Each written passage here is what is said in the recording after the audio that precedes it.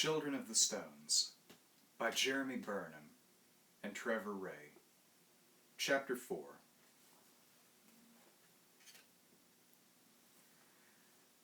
The winner of the Tour de France was racing down the home stretch.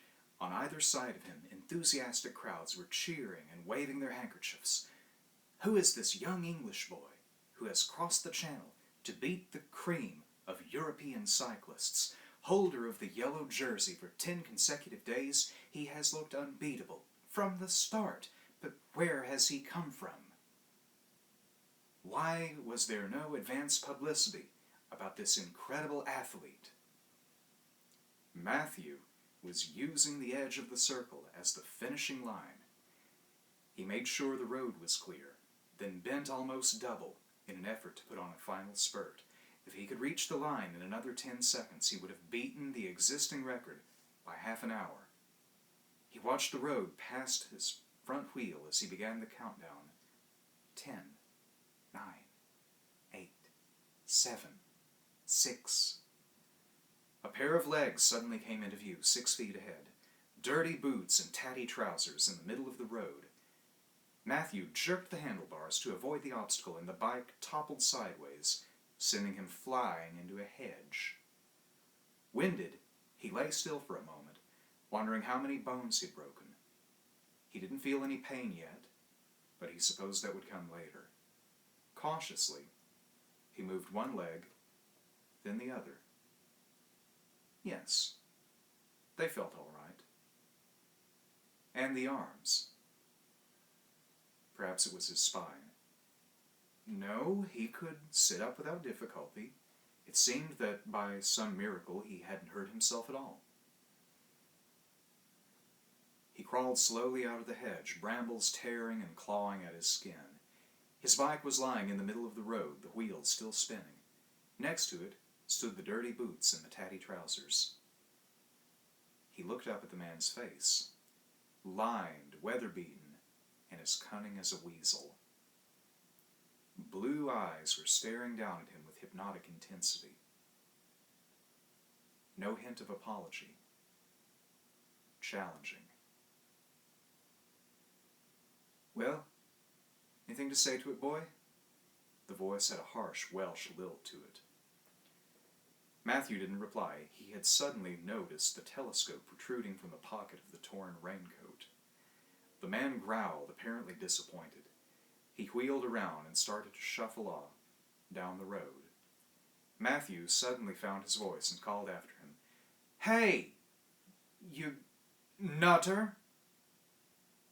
The man turned and looked at him speculatively like an old crow contemplating a worm. "Go on, then." "What do you mean, go on? Look what you've done to my bike, you clumsy oaf. Look at my clothes." To his surprise, the man grinned from ear to ear and shuffled back toward him. "That's better. Go on. Have a bit of a swear. Call me words." Matthew picked up his bike. "If you've damaged my bike, I'll do more than that. I'll wrap what's left of it around your scrawny neck." He pushed it around in a circle. One of the brake pads was catching on the front wheel, but apart from that, everything seemed in order. The man watched him, still grinning. "Should have looked where you were going, eh?" Matthew scowled. "I should have looked where I was going. What about you? Blind people shouldn't be moving around the countryside without their white sticks and guide dogs." A rasping sound came from the man's throat like sandpaper on wood, and Matthew realized that he was actually laughing. It really was quite amazing. The more you insulted him, the more he seemed to enjoy it. Perhaps he was the village idiot. What's so funny? Young lad with spirit? That's what's funny? Why? Someone who can still think for himself? That's rare, that is. What's your name, boy? Matthew. The piercing blue eyes came nearer, and a bony hand descended on his shoulder. Friends are few and far between in these parts, Matthew. If you should ever need one, the sanctuary. And wait. Di will know it. Di will find you there." With that, he turned and disappeared into the undergrowth. Matthew stared after him, completely at a loss. Instinctively, he knew that this tattered scarecrow of a man wished him well, that he was indeed a friend. But who was he? Where had he come from? And what was it about Matthew's anger that had seemed to please him so much? Who, where, and what? 3 questions that one seemed to be constantly asking in Milbury, which meant that there was a 4th. And that was why. When Matthew returned to the cottage, he found his father flat out on the sofa. His eyes were closed and he looked very pale. A red-haired woman was bending over him, holding a glass of water. "Adam," she was calling softly. "Adam!" Matthew started forward in concern. "Dad!" The woman glanced up and put a finger to her lips. "Don't worry," she whispered. "He'll be all right in a minute." Matthew stared at her. "What happened?" "Good question." His father's eyes flicked open, and he slowly hauled himself up into a sitting position. He blinked around at the woman. What did happen? "You don't remember my helping you back there?" "I remember. You nearly broke my shoulder." Adam managed a weak grin. "They say the age of chivalry is dead. By the way, have you two introduced yourselves? My son, Matthew. Margaret Smythe, the curator of the museum." Sandra's mother. Yes, there was a strong resemblance. Matthew grinned. His father had certainly wasted no time. "I'm sorry," Margaret was saying. "It was very stupid of me, but I had no idea the reaction would be so violent." She offered Adam the glass of water. "Here." Adam scowled and pushed her hand away. "This is no time for a bath. You'll find some scotch in that cupboard." He buried his head in his hands. Margaret crossed over to the sideboard and poured a large drink. "It was my fault," she explained to Matthew. "I took him out to the circle and asked him to touch one of the stones." Matthew frowned. "Why?" "To see if I was the sort of man she thought he was," said Adam. What did that mean? Margaret moved back to the sofa and handed him a glass. A man of sensitivity. Sensitivity to what? She looked embarrassed. "Soon after I arrived here, I read a fringe lunatic's book about residual energy in standing stones, a psychic force that only certain people, perceptives the writer called them, could feel. Well, I touched that same stone, and I thought I felt something, a slight shock, but nothing like the shock it must have given you." Adam sipped his drink thoughtfully. "That wasn't psychic force. It was electromagnetic energy," Matthew broke in. "Exactly. A perfectly natural phenomenon." Margaret stared at him. "Even though you were grounded. And so was the stone." "There's probably some simple explanation." "There is." "What?" "Psychic forces don't obey the same laws as electromagnetic ones." Adam put his glass down and stood up. "Oh, come on, Margaret. There's nothing psychic about residual magnetism. Ask Matt. He'll tell you. You don't need special powers to receive a common or garden electric shock." She smiled. "Hardly common or garden. You flew through the air with the greatest of ease." "Yes." Adam looked puzzled. "There's certainly a great deal of energy here. I can't wait to..." He stopped abruptly, as his eye fell on the painting. For a moment he looked as though he was going to pass out again, and Matthew started forward in alarm. The movement seemed to snap his father out of his reverie and to draw his attention to Matthew's disheveled appearance. "Matt, what happened?" "Nothing much, Dad. Just fell off my bike." "Hurt yourself?" "No." "Well, be careful. I've got no use for an assistant with a broken leg."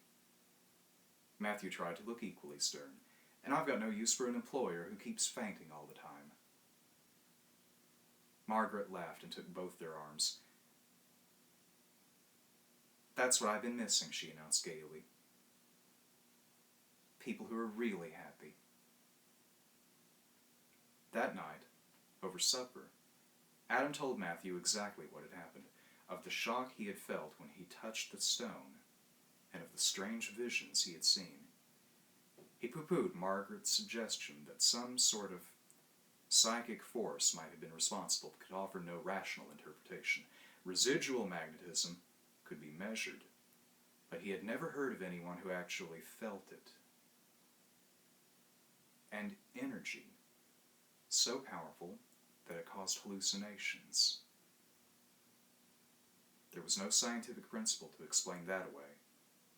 Matthew hadn't told his father about the disappearing truck because the whole thing sounded so absurd, and he knew exactly what Adam would say. To see things that was a sign of overtiredness. He ought to get more sleep, go to bed earlier, etc., etc.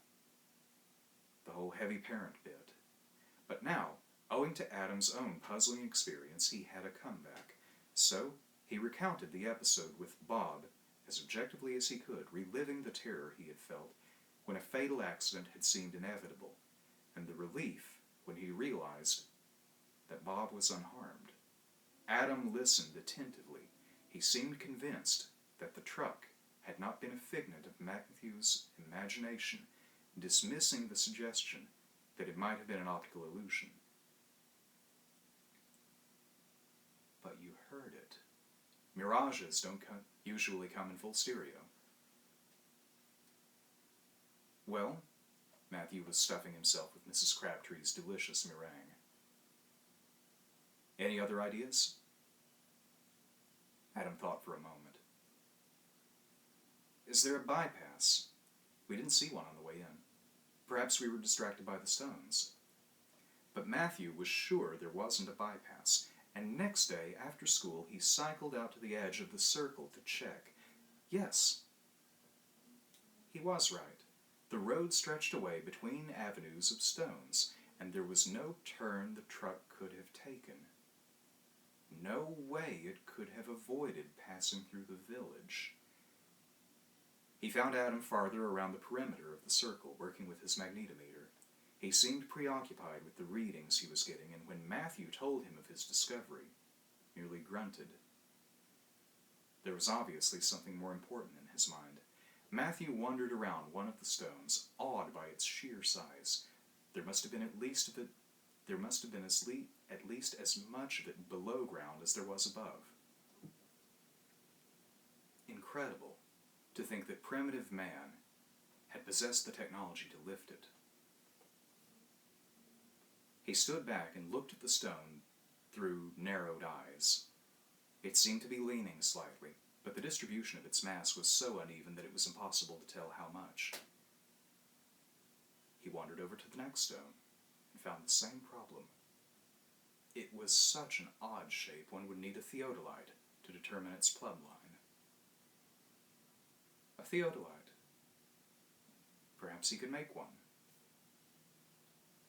Adam had a book called How Things Work, and if he could assemble the necessary components... Yes. He'd look it up when he got home, to find out exactly what he needed. Suddenly, behind him, he heard a sound that made him catch his breath, a high-pitched, plaintive scream. He whirled around and listened, turning his head sideways into the breeze. There it was again. A thin screech full of fear and desperation.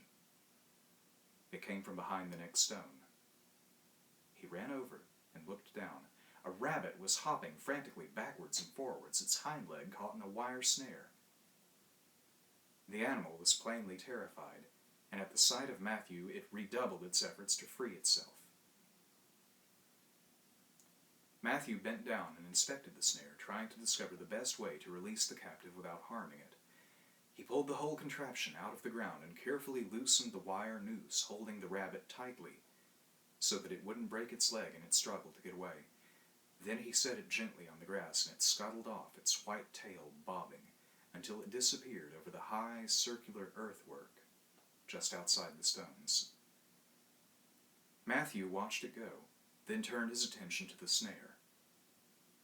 It was obviously a homemade job, efficient but crude. This was a poacher's trap, belonging to somebody who came and went as he pleased, someone independent of the rest of the community. And he knew a man who fitted that description. Di.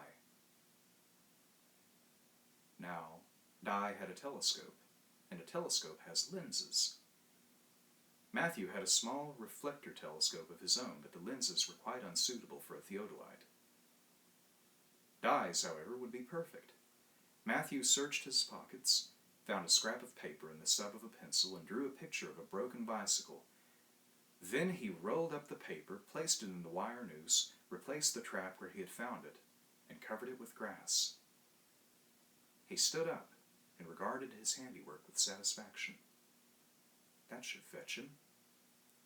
And fetch him it did. The following evening, Matthew was alone at the cottage, putting together a collection of bits and pieces that had begun to look something like the theodolite in the textbook, when there was a tap at the window. Matthew looked around, startled. Di was outside, holding the drawing of the bicycle pressed against the window pane. Matthew ran to the door and opened it. "Come in," he called. Di materialized out of the darkness and peered at him like a wary ferret. "What do you want?" he asked suspiciously. "I need your help." "Why?"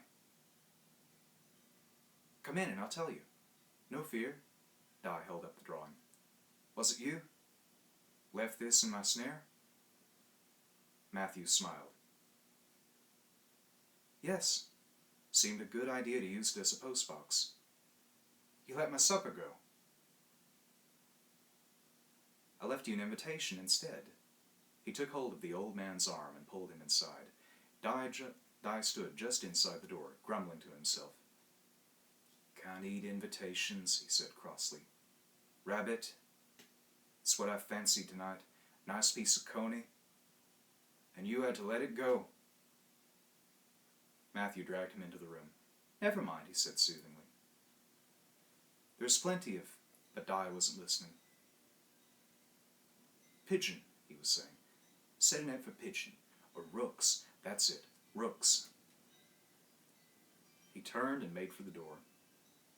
"How about a piece of chicken?" Matthew called after him. "Tomatoes. Bread. Cheese. Fruit." Di stopped in his tracks and glanced back. For the first time, he noticed a mouth-watering selection of dishes laid out on the table. A crafty expression spread over his face. "Got a bit of cider?" he inquired, licking his lips. Matthew waved at the bottles on the sideboard. "Help yourself." Di made a beeline for one of the bottles, tore the top off of it, and drank deeply. Then, wiping his mouth on the sleeve of his filthy raincoat, he carried the bottle to the table and helped himself to a chicken leg. "Where's your dad?" he asked, tearing into the chicken like a wild animal. "At the museum. Picking up some geological surveys. That's his story, anyway."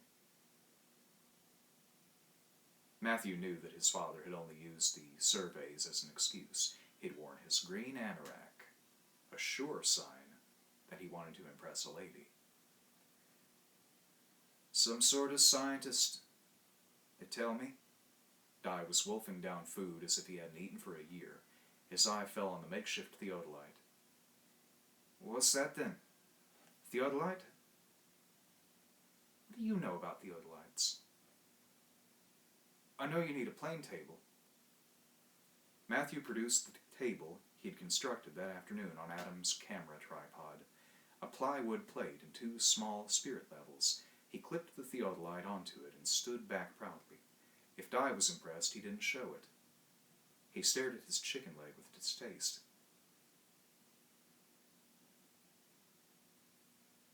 Who cooked this thing? Mrs. Crabtree. Why? What's wrong with it? How should I know? I'm not a doctor. But it's certainly dead, I'll say that for it. Matthew sat down opposite him. You know anything about surveying? Tell her next time a bit of tarragon under the skin, and an old potato inside. Keep it moist. Well, do you? Di stopped eating for a moment. Yes. That is, if I haven't forgotten. Used to be a miner. See? A coal miner. Coal, silver, gold. I've dug for everything in my time. Dug holes in the water for fish, I have. Dug holes in the earth for bones. His blue eyes rested on the theodolite. What do you want to survey? Matthew shrugged. The stones. It's been done, said Di sharply. Don't meddle. He stood up and began stuffing apples into his pockets. Got any nuts? No. Pity. He opened his raincoat and stuck a couple of bananas into his belt. The thing is, Di, Matthew went on, the stones all seem to be leaning slightly toward the center. My father reckons it's probably weathering or subsistence, but I was wondering if they all lean at the same angle. The old man turned to face him. If they do? I don't know, but it'd be interesting, wouldn't it? Just nosy, eh? Take my advice, boy, leave the stones alone. He loped across the room toward the door. Matthew followed him and grabbed his arm. It couldn't be coincidence, could it, if they do all lean at the same angle? Di stared down at him. If they don't? If your father's right? What then? Matthew grinned ruefully. Want to buy a homemade theodolite? One careful owner. Di looked thoughtfully across at the plane table. How are you going to finish off that sight machine? Well, that's where I need your help. If I could borrow the lenses from your telescope. Oh, no. Di took the telescope from his pocket and hugged it protectively. No chance of that, boy. None at all. It'd only be for a couple of days, said Matthew patiently, and I'd take great care of them. You see, there are a lot of important figures my father and I have to collect, and the only way I'm going to get this particular set is if you help me. The old man hesitated, then thrust the telescope into his hands. All right, but only for a day or two, mind. Thanks. There's so much to do before we leave. Leave! The blue eyes opened wide in surprise. What do you mean? Leave the circle? Leave Millbury? Yes. Leave the stones? Di shook his head, amused. You never will. Matthew frowned. What do you mean? Nobody leaves the circle. Nonsense, you leave, you come and go as you please. And where do I go, eh? The avenue? The sanctuary? The barrow? Never outside the stones. Never beyond their sight, boy. Never out of their grasp. He opened the door and stared out into the darkness, speaking in a harsh whisper. Nobody leaves the circle. Not until the day of release. He disappeared into the night. Matthew stared after him, trying to make sense of the ominous warning he had left floating in the air. Nobody leaves the circle, he had said. How absurd. There was nothing to stop them. They wouldn't they would leave as soon as his father finished his research, and that wouldn't be a moment too soon. This place with its strange, puppet-like children and its potty old poachers was beginning to get on his nerves. The next weekend, Matthew took his theodolite down to the stones and started measuring their angles of inclination. These were so startling in their uniformity that he checked each one 3 times to make sure of its accuracy. In every case, the angle was exactly the same, 90 degrees. He walked thoughtfully back to the cottage, wondering what his father would make of his discovery. It was quite extraordinary that after 3,000 years, there had not even been 1 degree of subsidence anywhere. Adam, however, was busy with his own research, correlating the figures in his notebook with various surveys and geological reports that littered the table. He looked up as Matthew entered, obviously excited. "Hello, Matt. Come and look at this." He was waving a printout from one of his machines. Matthew took the chart and studied it. His father had taught him how to interpret the figures, and they didn't seem to reveal anything particularly unusual. He looked up. "Rock?" "That's right." "So?" "The whole circle seems to have a rock base to it, but the interesting thing is, there's no rock in the area." Matthew frowned. "That's odd. And there's something else." Adam picked up his notebook. "The rock base has a definite declivity toward the center. It's as if there was some sort of giant dish under the ground with the stones marking its perimeter. A rock dish. And there's no record of it. No one seems to have spotted it before.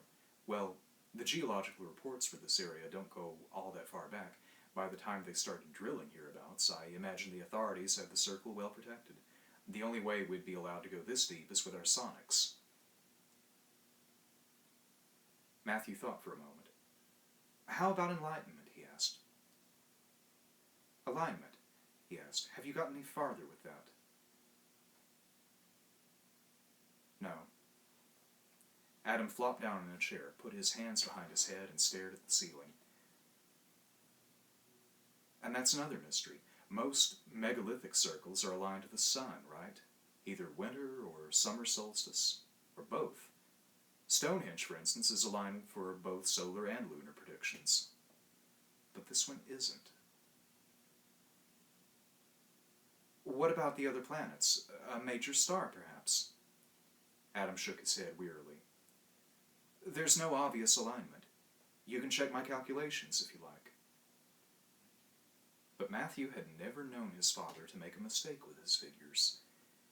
He walked over to the window and gazed out toward the circle. A crow was sitting on top of the nearest stone, a dark silhouette against the evening sky. "Puzzle, puzzle," he said softly. "Exactly. No circle was ever constructed at random." Matthew turned. "Well, I'm afraid I've come up against a dead end too. You remember I thought the stones seemed to be leaning?" "Yes." "Well, they aren't." Adam stared at him. "What do you mean?" "I mean, I was wrong. The stones are dead upright. Every one of them at a 90-degree angle to the ground." "Oh, come on. You can't rely on that ramshackle machine of yours." "Yes, I can. It may be ramshackle, but it can measure just as accurately as a proper theodolite." "And you measured all the stones?" 23 of them. I gave up after that." Adam stood up and began to pace around the room, all pointing in one precise direction. Upwards. "Yes, that may be it." He stopped it and ruffled Matthew's hair. Matt, I think it's just possible you may have cracked it.